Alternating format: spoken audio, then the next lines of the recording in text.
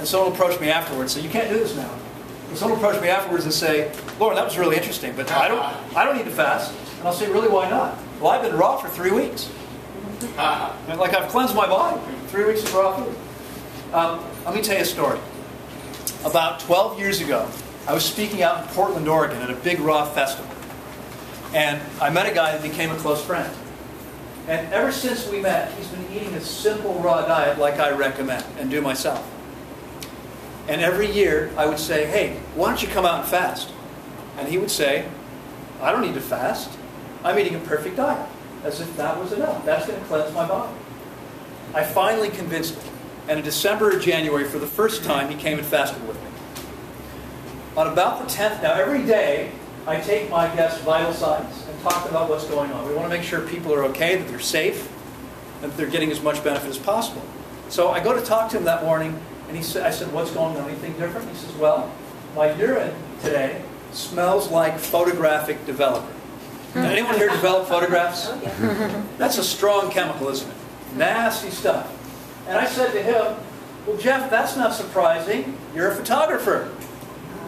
You know, I mean, look, there probably aren't a whole lot of migrant farm workers here in Fairfield, Connecticut, right? But in Arizona and California, they come up from Mexico, and they're working on plants sprayed with chemical pesticides. And what happens? They develop high rates of cancer because they're interacting with these toxic chemicals all the time. So if you're interacting with photographic developer and you're not careful, you're breathing the fumes, and it's getting on your skin, it's going to get into your body. I said, you're a photographer. That's not so surprising. And he said, Loren, I don't develop my own photographs. I said, well, have you ever developed your own photographs? He said, yeah, I did. We had a darkroom in my house when I was a kid. And the last time I touched that chemical was 42 years ago. So let me recap this for you.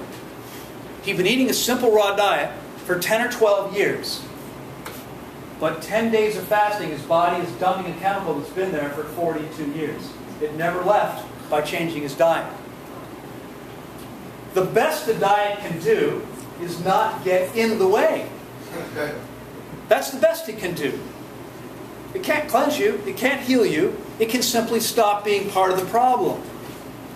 But even if it stops being part of the problem, your body has to have the energy and the ability, the opportunity to cleanse and heal itself. Most people's bodies don't have that. And I finally figured out why a few years ago. And there's lots of different reasons, and I've already talked about the simple fact that we're using our energy every day to do everything we're doing. So, I mean, let's look at just a couple quick numbers. 50% of the body's energy goes to the digestive tract every day. 15% runs your brain and central nervous system. Okay? You're up to 65%. And, 35% runs your brain and central nervous system.